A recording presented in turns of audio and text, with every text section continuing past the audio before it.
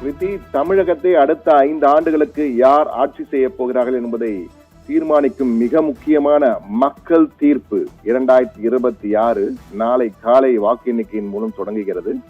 நாளை நண்பகல் அளவிலே நமக்கு யார் ஆட்சி அமைக்கப் போகிறார் என்பதை கிட்டத்தட்ட புரிந்து கொள்ள முடியும். தற்போது நாம் பார்க்கும் இந்த கவுண்டிங் ஆல் காட்சிகள், இங்குதான் இந்த வாக்கு எண்ணும் மையங்கள். இங்கு தற்போது உச்சக்கட்ட பாதுகாப்பு ஏற்பாடுகள் அனைத்தும் தயார் நிலையில் இருக்கிறது என்ற காட்சிகளை நாம் பார்த்து கொண்டிருக்கிறோம். இதில் மிக முக்கியமானது தற்போது கடைசி கட்டத்தில் வெளியான சர்வே. அது என்ன சர்வே என்பதை விளக்கமாக நாம் சொல்ல போகிறோம். அதற்கு முன்னால் இந்த எக்ஸிட் போல், கடந்த 4 நாட்களாக இந்த எக்ஸிட் போல் என்று அழைக்கப்படுகின்ற தேர்தலுக்கு பிந்தைய கருத்து கணிப்பு, வாக்களித்து வந்த பிறகு வருகின்ற அந்த கருத்து கணிப்பு குறித்து தற்போது பெரும் விவாதமே நடந்து கொண்டிருக்கிறது. தற்போது நாம் பார்க்கின்றோம் எத்தனை நிறுவனங்கள் அந்த எக்ஸிட் போல் நடத்தி இருக்கின்றன என்று. இதை தவிர்த்து மேலும் 5-6 நிறுவனங்கள் நடத்தி இருக்கின்றன. இதிலே நீங்கள் பார்க்கலாம், இதில் கிட்டத்தட்ட திமுக பல இடம் ஜெயிக்க போகிறது. 6, 5, 7, 8 நிறுவனங்கள் கொடுத்திருக்கின்றன. 2 நிறுவனங்கள் அதிமுக என கொடுத்திருக்கிறது.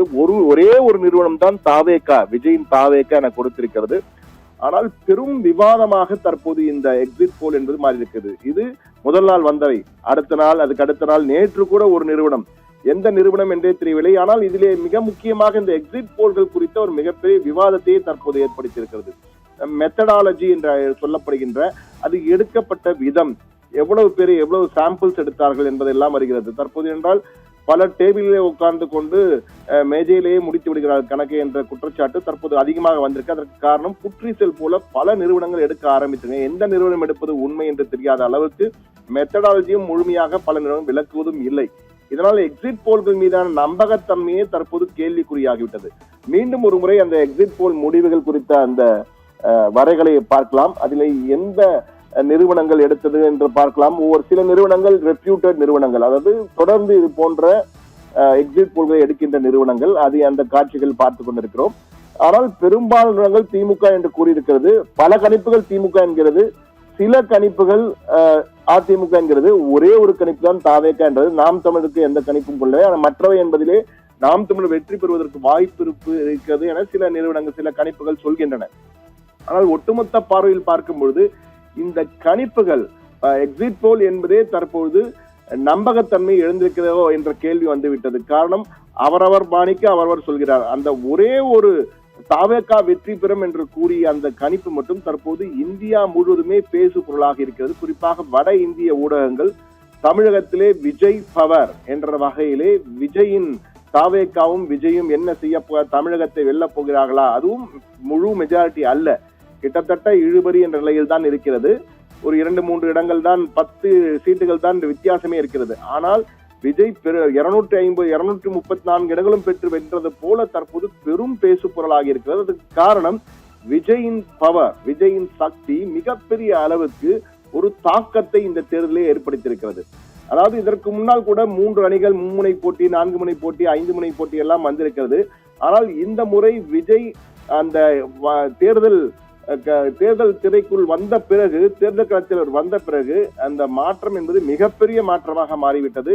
எங்கும் விஜய் என்ற பேச்சுதான் தற்போது பெரிதாக வந்து கொண்டிருக்கிறது. அதைதான் பார்த்து கொண்டிருக்கிறோம்.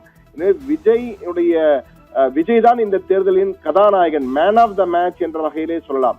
இன்னும் முடிவுகள் வரவில்லை. இன்னும் முடிவுகள் வந்த பிறகுதான் யார் வெற்றி தோல்வி என்பது. யார் வெற்றி பெற்றாலும் யார் தோல்வி அடைந்தாலும் இந்த தேர்தலில் மிகப்பெரிய தாக்கத்தை, மிகப்பெரிய பேசு பொருளாக மாறி மேன் ஆஃப் த மேட்ச், அதாவது மேட்ச் போட்டியின் முடிவு தெரிவதற்கு முன்னாலே மேன் ஆஃப் த மேட்ச் இவர்தான் என்ற அளவில் நாம் சொல்லலாம். அந்த அளவுக்கு பேசு பொருளில் மேன் ஆஃப் த மேட்ச் ஆளும் திமுக ஆகட்டும், அதே போன்று ஸ்டாலின் ஆகட்டும், அதே போன்று பிரதான எதிர்கட்சியான அதிமுக மற்றும் எடப்பாடி பழனிசாமி ஆகட்டும், நாம் தமிழர் சீமான் ஆகட்டும், இவர்களை விட அதிகமாக பேசப்பட்ட ஊடகங்களால் அதிக அளவு விவாதிக்கப்பட்ட, மிகப்பெரிய அளவுக்கு தாக்கத்தை ஏற்படுத்துவார் என்றெல்லாம் தொடர்ந்து இன்று வரை பேசப்பட்டு வருகின்ற அளவிலே பார்க்கும்போது அந்த களத்திலே மேன் ஆஃப் த மேட்சாக விஜய் தான் இருக்கிறார், முன்னணியில் இருக்கிறார் என்பதில் மாற்று கருத்து யாருக்கும் இருக்க முடியாது. அந்த அளவுக்கு பேசப்பட்டு வருகிறது. ஆனால் இந்த தேர்தல் முடிவுகள் எந்த அளவுக்கு இருக்கும் என்பதை நாளை காலை வாக்கு எண்ணிக்கை தொடங்கும் போது நம்மால் புரிந்து கொள்ள முடியும்.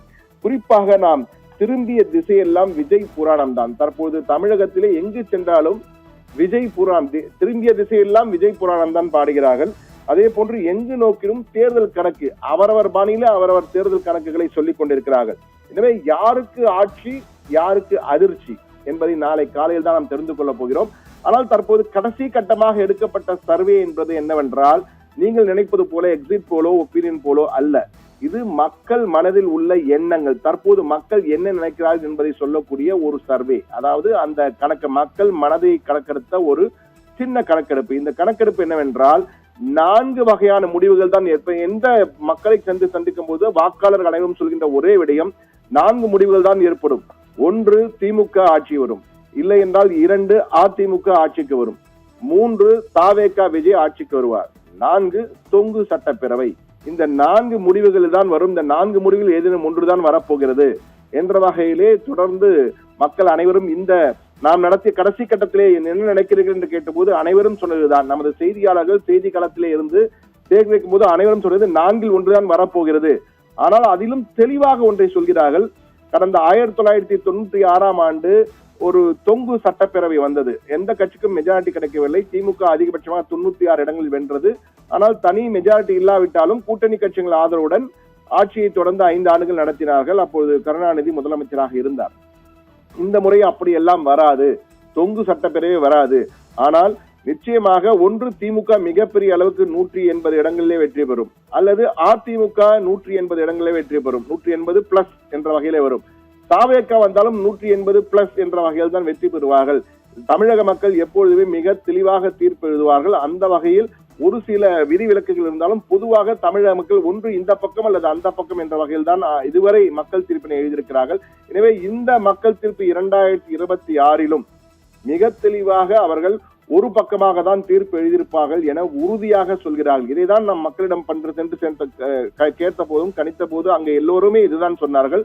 நமது செய்தியாளர்கள் 38 மாவட்டங்களிலும் உள்ள 234 தொகுதியிலும் பேசிய போது மக்கள் வாக்காளர்கள் தெரிவித்தது, நிச்சயமாக இந்த முறை ஒன்று இந்த பக்கம் அல்லது அந்த பக்கம் என்ற தெளிவான தீர்ப்பை மக்கள் மெஜாரிட்டி தீர்ப்பை கொடுத்திருக்கிறார்கள். மெஜாரிட்டியாக ஏதோ ஒரு கட்சி தான் ஆட்சிக்கு வரும். அது திமுகவாக இருக்கலாம், அல்லது அதிமுகவாக இருக்கலாம், அல்லது தாவேகாவாக இருக்கலாம் என்ற வகையில் தான் கூறியிருக்கிறார்கள். ஆனால் 4 முடிவுகளுக்கு வாய்ப்பு இருக்கிறது. ஆனால் இந்த 3 முடிவுகளில் ஏதேனும் ஒன்றுதான் நடக்கும் என்ற வகையில் உறுதியாக தெரிவித்திருக்கிறார்கள். எனவே நாம் நடத்திய அந்த கடைசி கட்ட சர்வே என்ற வகையிலே இன்று காலை வரை அந்த சர்வேயை நாம் நடத்தினோம். அதிலே நமது சர்வேயில மக்கள் மனதில் இதுதான் இருக்கிறது. 3 முடிவுகள் தான் வரும். அதிலே ஏதோ ஒரு கட்சி அதிக இடங்களுடன் மெஜாரிட்டி பெரும்பான்மையுடன் ஆட்சியை பிடிப்பார்கள். ஒன்று திமுகவாக இருக்கலாம், அல்லது அதிமுகவாக இருக்கலாம், அல்லது தாவேகாவாக இருக்கலாம். 3இல் ஒருவர் ஆட்சியை பிடிப்பார் என்ற வகையில் தான் அவர்கள் உறுதியாக சொல்கிறார்கள். எனவே இந்த மக்கள் மனதை மட்டுமல்ல, நாளைக்கு வாக்கு எண்ணும் மையங்கள் 62 மையங்கள் தமிழகத்தில் இருக்கின்றன. இந்த தமிழகத்தில் உள்ள 62 மையங்களிலும் நொடிக்கு நொடி என்ன நடைபெற போகிறது என்பதை சத்தியம் தொலைக்காட்சி சிறப்பு நேரலையின் மூலமாக மக்கள் தீர்ப்பு 2026 என்ற பெயரில் ஒரு சிறப்பு தொடர் நேரலையை வழங்க இருக்கிறோம். தொடர்ந்து, அதாவது நீங்கள் திரையை விட்டு எங்குமே செல்ல முடியாது, விளம்பரம் கூட திரைக்குள்ளே வரும். தொடர்ந்து உங்களுக்கு எண்ணிக்கை வந்து கொண்டே இருக்கும். தமிழகத்தை அடுத்த 5 ஆண்டுகளுக்கு ஆளப்போவது யார் என்பதை முடிவு செய்யும் மிக முக்கியமான இந்த தேர்தலிலே மக்கள் தீர்ப்பு 2026 என்ற பெயரில் உங்கள் சத்தியம் தொலைக்காட்சியில் காலை 6:59 மணி முதல் நேரடியிலே நொடிக்கு நொடி யார் ஜெயிக்க போகிறார், யார் முந்துகிறார், முன்னிலை யார், பின்னடைவு யார், தொடர்ந்து செல்கிறது, யாருக்கு அதிக சதவீத வாக்குகள் பதிவாகின்றன, எந்தெந்த தொகுதியில் உங்கள் தொகுதி எம்எல்ஏ யார், உங்கள் புதிய எம்எல்ஏவாக வரப்போவது யார், ஆட்சியை பிடிக்க போவது யார் என அனைத்தையும் உடனுக்குடன் வழங்குவதற்காக இந்த மக்கள் தீர்ப்பு 2026 தயாராக இருக்கிறது. எனவே நீங்கள் அனைவரும் தொடர்ந்து சத்தியம் தொலைக்காட்சியின் நேரலில் இணைந்திருந்து இந்த முடிவுகளை உடனுக்குடன் அறிந்திடுங்கள் என்பதையும் இந்த நேரத்தில் நாங்கள் பதிவு செய்கிறோம். Giriga's summer sale. Buy any AC and get free 2 nights, 3 days holiday package.